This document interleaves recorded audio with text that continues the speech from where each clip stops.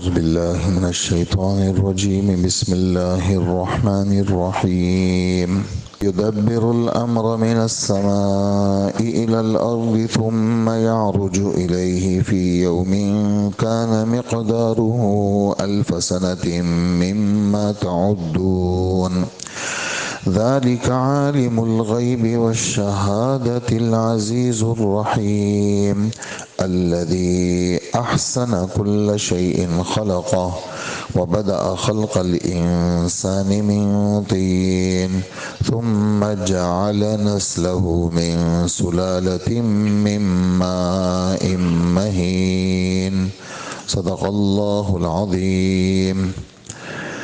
سورہ سجدہ ہماری چل رہی ہے اور 21واں پارہ ہے۔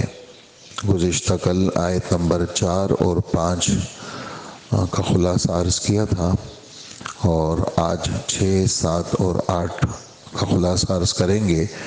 گزشتہ کل کی آیت کے ترجمے کے ساتھ اللہ کی ذات وہ ہے آسمان سے لے کر زمین تک ہر کام کا انتظام خود کرتا ہے، پھر وہ کام ایک ایسے دن میں اس کے پاس اوپر پہنچ جاتا ہے جس کی مقدار تمہاری گنتی کے حساب سے 1000 سال ہوتی ہے، اور وہ اللہ ہر چھپی اور کھلی ہوئی چیز کا جاننے والا ہے، اور جو زبردست بھی ہیں، اقتدار میں بھی کامل ہیں اور رحمت میں بھی کامل ہیں۔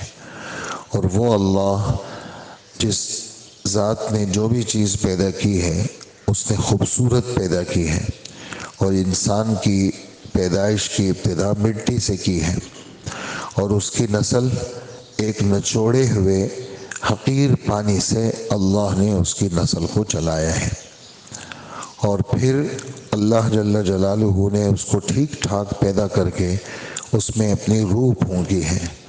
اور انسانوں، تمہارے لیے کان، آنکھیں اور دل پیدا کیے، تم لوگ شکر تھوڑا ادا کرتے ہو۔ یہ 9ویں آیت کا ترجمہ میں نے کیا۔ ثم سواہ ونفخ فیہ من روحہ وجعل لکم السمع والابصار والافئدہ قلیلا ما تشکرون۔ چونکہ مضمون اس کے ساتھ پورا ہو رہا ہے اس لیے 9ویں آیت کا ترجمہ بھی آپ کی خدمت میں پیش کیا۔ یہاں ایک بات تو بالکل واضح ہے جو آپ حضرات میں سن رہے ہیں کہ اللہ جل جلالہ کی قدرت کا بیان ہے، اللہ کی طاقت کا بیان ہے۔ گزشتہ کل ایک بات سامنے آئی کہ قیامت کے دن کے بارے میں یہاں ذکر ہے کہ 1000 سال کا ہے، اور سورہ معارج 29ویں پارے میں ہے کہ وہ 50,000 سال کا ہے۔ تو اس کا آپس میں جوڑ کیا ہے؟ تو وہ جوڑ اللہ کو معلوم ہے۔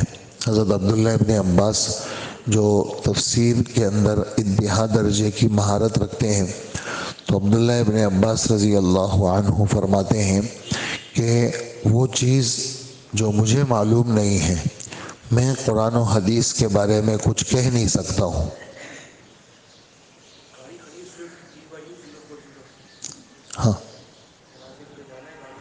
ہاں ان کی ہے۔ تو یہ اللہ جل جلالہ کے کلام میں اپنی طرف سے کوئی بات نہیں کہہ سکتا۔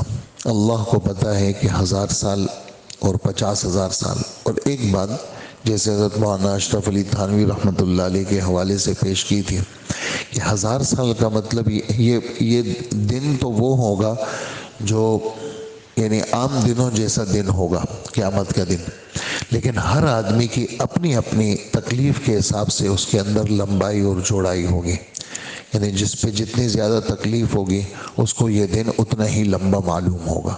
بہرحال اس کا جو حقیقی مفہوم ہے وہ صرف اللہ کو پتہ ہے، اسی پر یعنی آدمی اکتفا کرے تو یہ زیادہ اچھا ہے بنسبت اس کے کہ آدمی اپنی طرف سے کوئی بات پیش کرے۔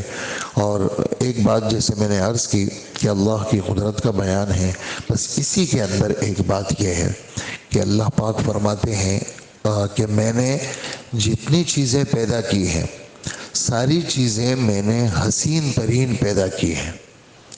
جتنی چیزیں میں نے پیدا کی ہیں ساری چیزیں میں نے حسین ترین پیدا کی ہیں۔ حالانکہ ہم دیکھتے ہیں کہ دنیا کے اندر کتنی بری بری چیزیں بھی ہیں، ایک سانپ ہے آپ دیکھ لیں، ہر آدمی کو اس سے نفرت ہے. خنزیر و سور ہے، آدمی کو نفرت ہے اس لیے کہ اس کا جز ناپاک ہے، اس کا بال ناپاک ہے، اس کی ہڈی، اس کے پٹھے، اس کی کھال، اس کا گوشت، ہر چیز ناپاک ہے اس کی، لیکن وہ بھی خوبصورت ہے. یعنی کیونکہ اللہ نے فرمایا کہ وہ بھی خوبصورت ہے. سانپ ہیں، بچھو ہیں، زہریلے، بہت ساری چیزیں ہیں، لیکن ہر ایک کے اندر اللہ نے حسن رکھا ہے. ہمارے رب کا فرمان ہے. وہ کس اعتبار سے حسن ہے؟ وہ اللہ کی پیدائش کے اعتبار سے حسن ہے. اللہ نے ہر چیز کو حسین پیدا کیا، پھر ان حسین چیزوں میں سب سے زیادہ حسین انسان کو پیدا کیا ہے. ان حسین چیزوں میں سب سے زیادہ حسین انسان کو پیدا کیا ہے. اللہ جل جلالہ فرماتے ہیں لَقَدْ خَلَقْنَا الْإِنسَانَ فِي أَحْسَنِ تَقْوِيمٍ. یقینی اور بے شک بات ہے ہم نے انسان کو بہترین سانچے میں ڈالا ہے. اس کی ایک ایک چیز ہم نے زبردست بنائی ہے، اور یہ حسین ترین ہے. یہ انسان یہ حسین ترین ہے. اللہ جل جلالہ نے اس کو انتہا درجے کا حسن دیا ہے. اور باقی جتنی بھی چیزیں ہیں، حضرت مولانا اشرف علی تھانوی رحمۃ اللہ علیہ تفسیر میں لکھتے ہیں جتنے جواہر ہیں، جواہر مانے جو جسم رکھتے ہیں، اور جتنے آراز ہیں، آراز مانے جو جسم نہیں رکھتے، ان سب میں حسن ہے. کیوں؟ ان کا خالق اللہ ہے، ان کا پیدا کرنے والا حسین ہے. تو ان چیزوں میں حسن کیوں نہیں ہوگا؟ ان چیزوں میں ہاں اپنے اپنے استعمال کے اعتبار سے پھر اس کے اندر برائی آتی ہے. بہت ساری خصلتیں انسان کے اندر ہے. حرص ہے تو ہم کہتے ہیں حرص نظر نہیں آتی، شکل نہیں ہے اس کی، جوہر نہیں ہے، آراز میں سے، لیکن حرص بھی اچھی چیز ہے، غصہ بھی اچھی چیز ہے، شہوت بھی اچھی چیز ہے، طمع، حرص، لالچ، بہت ساری چیزیں جو اللہ نے پیدا، کیونکہ ان کا خالق اللہ ہے. اس حوالے سے ساری چیزیں حسین ہیں، اس حوالے سے ساری چیزیں حسین ہیں. ہاں جب وہ اپنے محل میں آ کر کے اس کا استعمال ہوتا ہے تو پھر یعنی اسی وجہ سے اکابر اور مشائخ کہتے ہیں کہ انسان کی تربیت ہوتی ہے اور انسان کے اندر ازداد پائے جاتے ہیں. ازداد مانے یعنی خوبیاں بھی ہیں اور برائیاں بھی ہیں. اچھی چیزیں بھی انسان میں پائی جاتی ہیں، بری چیزیں بھی پائی جاتی ہیں. تو انسان پر محنت کی جاتی ہے تاکہ اس کا غصہ کیا ہو، قابو میں آ جائے. اس کے اندر جو اپنے کو بڑا سمجھنے کا وصف ہے وہ بھی دب جائے. اس کے اندر جو بے جا غصے کرنے کا وصف ہے وہ بھی دب جائے. تو حضرات لکھتے ہیں کہ ایک انسان کی تربیت جب ہوتی ہے اور تربیت اس کی جاتی ہے تو جتنے رذائل ہیں، یعنی طمع ہے، حرص ہے، لالچ ہے، جتنے رذائل ہیں، یہ جو رذائل ہوتے ہیں یہ ختم نہیں ہوتے. اور حضرات لکھتے ہیں علماء کرام کہ یہ جتنے رذائل ہیں ان کے وجود کے اندر بھی اللہ کی حکمتیں ہیں. ہاں تربیت کی وجہ سے چیز مغلوب ہو جاتی ہے، فنا نہیں ہوتی. جیسے غصہ ہے وہ فطرتی چیز ہے، چھوٹے بچوں کو بھی آتا ہے. اگر غصہ برا ہوتا تو بڑی عمر میں آتا، بچپن میں نہیں آتا، لیکن وہ بچپن میں بھی آتا ہے. طمع ہے، حرص ہے، وہ بچوں میں بھی ہے. بڑا سمجھنے کا وصف ہے وہ بچوں میں بھی، حالانکہ بچے مکلف نہیں ہیں، لیکن یہ چیزیں کیا ہیں؟ پیدائشی اس کے ساتھ چل رہی ہوتی ہے. ہاں جب اس کا استعمال غلط ہوتا ہے، طمع اور حرص کا استعمال غلط ہوا، اب یہ بری ہو گئی. غصے کا استعمال برا ہو گیا تو اب یہ بری ہو گئی. تکبر کا استعمال برا ہو گیا. تکبر انسان میں ہے، لیکن بعض جگہ حکم ہے ایسا کرو. جیسے حکم ہے احادیث کے اندر کہ کافروں کے سامنے اکڑتے ہوئے چلو، سینہ تان کے چلو. طواف کرتے وقت جب عمرے کا، حج کا طواف کر رہے ہو، طواف کے بعد جس طواف کے بعد سعی ہو اس کے 3 چکروں میں اکڑ کے چلو، سینہ تان کے چلو، جس کو رمل کہتے ہیں. حالانکہ عاجزی کے ساتھ پوری زندگی سے چلنے کا حکم ہے، یا کہہ رہے ہیں اکڑ کے چلو. تو کچھ جگہوں پر کیا ہوتا ہے، ایسی چیزوں کا حکم دیا جاتا ہے کہ ایسا کرو. کیوں کرو؟ اس لیے کہ تمہاری فطرت کے اندر یہ چیز ہے. تو جتنی چیزیں ہمارے رب نے پیدا کیے ہیں، جواہر ہو یا آراز کے قبیل میں سے ہو، ان سب کے اندر اپنی ذات کے اعتبار سے حسن ہے، یعنی خلقت کے اعتبار سے. ہاں استعمال اور کسب کے اعتبار سے اکتساب کے اعتبار سے وہ کیا ہے، وہ اس کے اندر پھر برائی ہوگی۔ اگر اچھے وصف کو استعمال کریں گے تو وہ خوبی اور نیکی بن جائے گی، اور اگر برے کو استعمال کریں گے تو وہ گناہ بن جائے گا۔ لیکن پیدا کرنے والا، جیسے ہمارے رب نے پیدا کیے، خالق ہے، اس نے تو شیطان کو بھی پیدا کیا، تو اس کی خالقیت کا کمال ہے کہ اس نے ایسی ذات کو پیدا کیا، یعنی شیطان مردود کو اللہ نے پیدا کیا، یہ ہمارے خالق کا کمال ہے۔ وہ کیسے؟ ایسی ذات کو پیدا کیا جو خون کے اندر انسان کے بدن میں ایسے چکر لگاتی ہے جیسے خون، اور اس کو قیامت تک کی زندگی بھی دے دی۔ یعنی کب سے ہے شیطان؟ ہزاروں سال ہو گئے شیطان کو۔ تو یہ ہمارے خالق کا کمال ہے، یہ شیطان کا کمال نہیں ہے۔ شیطان تو مردود ہے، اس کا کام تو ہے ہی غلط، اس کا استعمال جتنا بھی ہے وہ سب غلط ہے۔ شیطان کے کسی کام میں خوبی نہیں ہے، لیکن ہمارے رب کا کمال ہے، اس نے شیطان کو پیدا کیا۔ تو خلق کے اعتبار سے جیسے اسلحہ ہے کہ بھئی پیدا کرتے ہیں اسلحہ بنانے والے، تو بنانا تو کمال ہے کہ بھئی ایسی زبردست ہتھیار بنایا کہ جناب جو 4000 کلومیٹر پہ جا کے مار کرتا ہے، جو 2000 کلومیٹر پہ مار کرتا ہے، جو جس جگہ لگتا ہے اس جگہ کو تہس نہس کرتا ہے، تو بنانے والے کا تو کمال ہے۔ لیکن استعمال کرنے والا اگر غلط جگہ استعمال کرے گا تو گناہ گار ہوگا۔ تو یعنی نیکی اور گناہ کا تعلق وہ کسب کے ساتھ ہے۔ کسب مانے کسی چیز کا مرتکب بننا، اور خوبی کا کمال ہے خلق کے ساتھ۔ خلق مانے کسی چیز کو پیدا کرنا، تو پیدا کرنا کمال ہے، اور پیدا کرنے والے اللہ ہیں۔ اس وجہ سے فرمایا اللہ نے ہر چیز کو خوبصورت پیدا کیا ہے، کیوں؟ اس کے خالق اللہ ہے۔ تو یہ، اور یہیں پر پھر تقدیر کا مسئلہ بھی آ جاتا ہے، یہیں پر پھر تقدیر کا مسئلہ بھی آ جاتا ہے کہ تقدیر کے اندر ہر انسان کو اللہ جل جلالہ نے 2 قدرتیں دی ہیں۔ ہر انسان کو 2 یعنی ہر چیز میں 2 وصفوں کو سمجھنا ہوگا، ایک خالقیت کو سمجھنا ہوگا اور ایک کسبیت کو سمجھنا ہوگا۔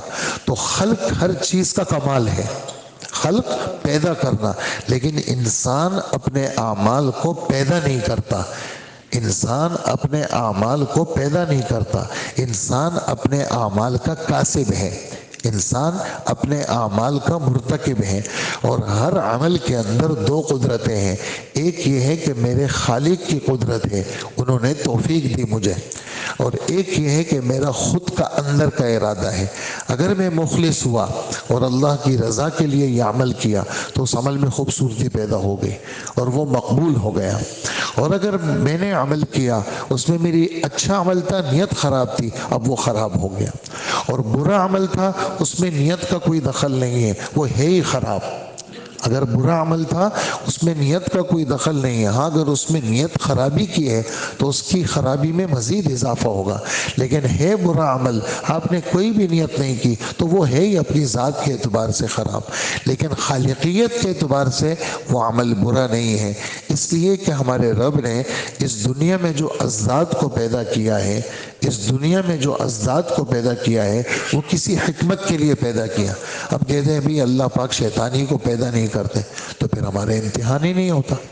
ہم کہتے ہیں جی اللہ ہمارے نفس کو پیدا نہیں کرتے، ہمارا نفس شرارتی ہے، یہ ساری حرکتیں ہمارے نفس کے، تو پھر ہمارا امتحان ہی نہیں ہوتا، پھر جنت دوزخ کا سوال ہی نہیں ہے۔ یہ جو کشمکش پیدا کی ہے ہمارے رب نے، اور پھر ہم ہمت کر کے برے کام کو چھوڑتے ہیں اور ہمت کر کے اچھے کام کی طرف آتے ہیں، اس میں پھر ہمیں جنت ملتی ہے۔ اور اگر ہم اپنی ہمت کو گرا دیتے ہیں اور ہم کہتے ہیں کہ مجھ سے تو نہیں ہوتا، تو پھر کیا ہے، پھر مشکلات میں یہ انسان آتا ہے۔ تو یہیں پر پھر تقدیر کا مسئلہ بھی ہلکا سا اشارہ مفسرین نے دیا ہے، لیکن میں نے آپ کو اس کی تھوڑی سی تفصیل بتائی۔ اور آخری بات ہمارے بیان کی یہ ہے کہ ہمارے رب نے انسان کو بنایا تو خوبصورت ہے، لیکن بنایا کس چیز سے ہے؟ یہ عجیب بات ہو گئی کہ پورے انسان جو کھاتا پیتا ہے اور انسان کے بدن کے اندر جو خون بنتا ہے، حالانکہ خون اپنی ذات کے اعتبار سے ناپاک ہے، اور انسان کے اندر جو اخلاط اربع ہیں، سوداوی ہے، صفراوی ہے، اور انسان کے اندر گرمائش کا مزاج بھی ہے۔ آگ، پانی، ہوا، مٹی، یہ تمام مجموعے کا بنا ہوا انسان ہے۔ اس کا جو خلاصہ ہے، اس کا خلاصہ کیا ہے؟ وہ انسان کا گندا پانی ہے۔ پورے بدن کا، یعنی خون کا بھی خلاصہ ہے۔ خون کے 100 قطروں سے جا کر کے انسان کے نطفے کا ایک قطرہ بنتا ہے۔ انسان کے پورے بدن کا نچوڑ ہے، یہ سلالہ نچوڑ کو کہتے ہیں۔ انسان کی طاقت کا نچوڑ ہے۔ ہم نے انسان کے طاقت کے نچوڑ سے اس کو پیدا کیا۔ یہ ہے تو وہ بہت قیمتی چیز، لیکن جب وہ بدن سے نکلتی ہے وہ چیز، تو بدن کا بال بال ناپاک ہو جاتا ہے۔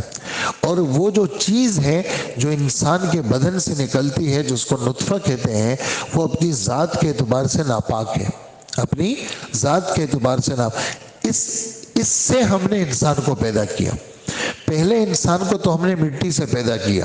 حضرت جبرائیل علیہ السلام کو بھیجا، ایک حدیث میں تفصیل ہے، پوری دنیا کے اندر سے مٹی کو لیا، سفید مٹی کو بھی لیا، سرخ مٹی کو بھی لیا، کالی مٹی کو بھی لیا، براؤن مٹی کو بھی لیا، قسم قسم رنگا رنگ مٹی کو لیا، نرم مٹی کو بھی لیا، سخت مٹی کو بھی لیا۔ یہ ہمارے رب نے یہ لیا، اور مٹی کا جیسے رنگ ہے تو انسانوں کے رنگ الگ الگ۔ پھر مٹی کا جو مزاج ہے نرم کا، تو بہت سارے انسانوں کے نرم مزاج۔ مٹی کا جو مزاج ہے سخت تھا، بہت سارے انسانوں کے مزاج سخت ہو گئے۔ کئی پہاڑی علاقہ آپ نے دیکھا تو وہاں جیسے سعودی عرب کے جو پہاڑ ہیں وہ تو کتنے سخت ہیں، وہ ٹوٹتے نہیں۔ بہت سارے پہاڑ مٹی کے بنے ہوئے ہیں، جیسے ہمارے ملک کے اندر بعض علاقوں میں مٹی کے بنے ہوئے پہاڑ ہلکے سے اس سے اڑ جاتے ہیں۔ اور بہت سارے ہمارے ملک میں بنے ہوئے جو پہاڑ ہیں ان میں ماربل نکلتا ہے، جیسے آپ سفید زیارت پتھر آپ دیکھ لیں۔ اسی طرح بنیر کے علاقے میں، پورے ملک کے اندر سوات اور بنیر کے علاقے میں 65% ماربل وہاں سے نکلتا ہے۔ تو وہ پہاڑ اللہ نے ماربل کے لیے منتخب کیے، وہاں سے ماربل نکلتا ہے۔ تو یہ پوری دنیا کے اندر سے انسان کو الگ الگ جگہوں سے بنایا۔ اور ہمارے پیغمبر فرماتے ہیں صلی اللہ علیہ وسلم، جب وہ انسان بنا، پہلا انسان، تو اس کے اندر اسی سے پھر یہ نسل چلی، اور سب نسلوں کی رنگتیں تم دیکھ لو کہ ان کی شکلیں کیسی ہیں، مزاج دیکھ لو مختلف ہے۔ تو یہ آخری ٹکڑے میں ہمارے رب نے قدرت کو بیان کیا، پھر کہا میں نے تمہیں آنکھیں دی ہیں، تمہیں میں نے کان دیے ہیں، تمہیں میں نے دل دیا ہے، تم پھر بھی میرا شکر نہیں کرتے۔ بنایا کس سے؟ میں نے تمہارے اصل کو مٹی سے بنایا، اور تمہیں کس سے بنایا؟ ناپاک قطرے سے بنایا۔ تمہیں چاہیے تھا کہ تم کسی موقع پر شکر کو فراموش نہ کرتے۔ تم سے میرا مطالبہ ہے کہ شکر کرو۔ شکر کا مطلب دل سے مجھے ایک مانو۔ شکر کا مطلب بدن کو میری اطاعت میں استعمال کرو۔ شکر کا مطلب زبان کو میرے شکریہ الفاظ سے، میری بڑائی سے اس کو آباد رکھو۔ اسی پر ہم اپنی بات ختم کریں گے۔ اللہ جل جلالہ ہمیں عمل کی توفیق عطا فرمائے۔ آیت نمبر 6، 7، 8 اور 9 کا خلاصہ اور ترجمہ آپ کی خدمت میں پیش ہوا۔ اللہ پاک عمل والا بنائے اور آگے پہنچانے والا بنائے۔